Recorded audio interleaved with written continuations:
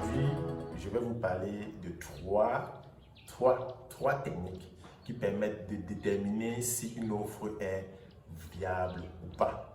Bonjour à tous les sonneurs et sonnatés. Déjà, il faut savoir que beaucoup de jeunes sont victimes d'arnaques. Avec les moyens, oui, ils sont victimes d'arnaques avec les moyens. Donc, ils ont les moyens pour pouvoir se lancer dans un business et ils sont victimes d'arnaques. On prend leur argent et on mange. Mais aujourd'hui, je vais vous présenter trois différentes techniques, trois méthodes d'analyse qui vont vous permettre de ne plus tomber dans ce genre de piège concernant les différentes méthodes de recherche, d'emploi et autres que ce soit. La première des choses qu'il faut savoir, c'est que lorsque vous allez sur Internet, l'information qui est publiée doit être en corrélation avec le nom de domaine qui s'y a fait. Maintenant, le nombre de domaines qui s'y trouvent là doit être sécurisé. Une information qui se trouve sur un site qui n'est pas sécurisé n'est pas assez fiable. Maintenant, le contenu du site qui donne l'information doit être rédigé avec le moins de fautes possible. Le moins de fautes possible. Presque pas. Parce qu'ils ont toute une équipe de rédacteurs, ou bien de rédacteurs en chef. Bref, laissons l'autre là. Ils ont toute une équipe de rédacteurs, ceux qui sont là pour rédiger les différentes offres de façon digitale sur le logiciel qu'on appelle MS Office. Pour pouvoir publier ça sur les différentes plateformes. Donc, première des choses, c'est quoi? C'est vérifier si l'adresse du site internet est en corrélation avec le contenu. Vérifier si le contenu a moins de fautes et vérifier si le protocole, l'adresse du nom de domaine est sécurisé. Ça, c'est les éléments de base, c'est technique. Maintenant, moi, je vous permets de comprendre ça assez facilement. Sécurité veut dire HTTPS de manière basique. HTTPS. Donc, quand vous allez sur la barre d'adresse, quand vous peut-être cesser sur la barre d'adresse http.google là. Pour un site internet, lorsque vous êtes sur internet, vous cliquez juste au-dessus, vous verrez que ça commence par HTTPS. Là, vous pouvez être tranquille que vous êtes quand même sur un site qui est sécurisé. Ça veut dire qu'ils ne font pas n'importe quoi. Deuxième des choses, c'est quoi? C'est qu'il faut, surtout, il faut contacter l'entreprise source qui a publié le contenu sur le site internet. Pourquoi? Parce qu'il utilise ce qu'on appelle les méthodes d'usurpation d'identité. L'usurpation d'identité, c'est quoi? C'est qu'une entreprise est capable d'exporter, c'est-à-dire d'absorber tout le contenu d'un site internet et d'aller publier sur un autre nom de domaine miroir. Toutes les données sont extraites et publiées sur un autre site en chargeant les informations. Du coup, la majeure partie de personnes, bien de potentiels jeunes qui se trouvent sur Internet et qui recherchent de l'emploi vont facilement tomber sur ce genre de site-là. Les coordonnées seront différentes pour appeler. Vous appelez, ça tombe chez un monsieur Tagné ou un monsieur, je ne sais pas comment il va appeler ça, monsieur Balabo.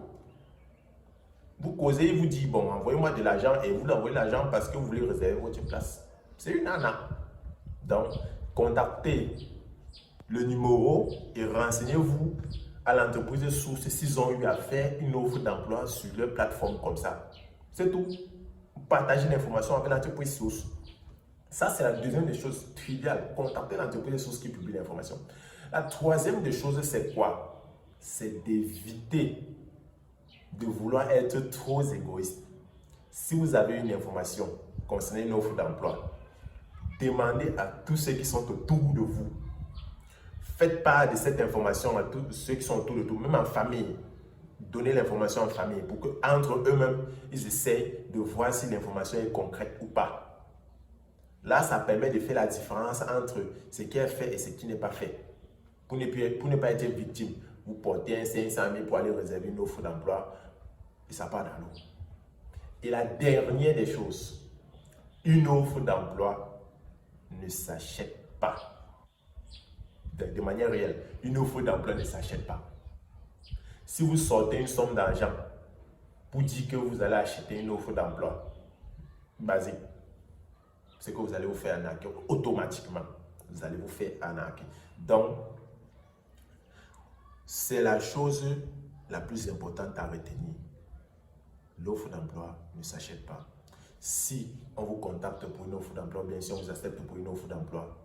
S'il faut acheter du matériel ou alors s'il faut acheter quoi que ce soit, ou bien s'il faut quoi que ce soit, tout sera déduit peut-être dans vos premiers salaires ou deuxième ou troisième salaire. Ça ne sera pas immédiatement demandé à l'avance. On ne peut pas vous demander de l'argent à l'avance alors que vous n'avez pas les moyens.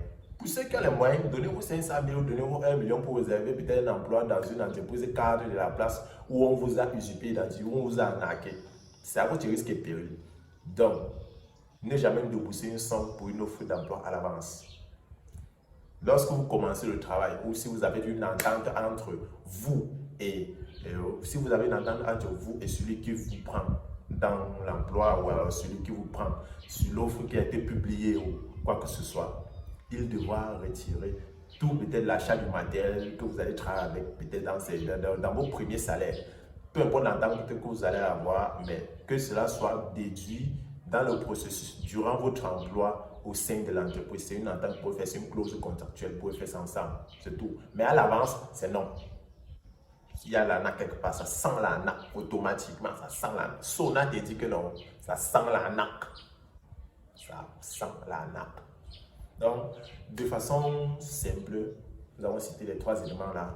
Au niveau du web, il faut se rassurer que tout est en corrélation avec l'entreprise qui a publié l'information.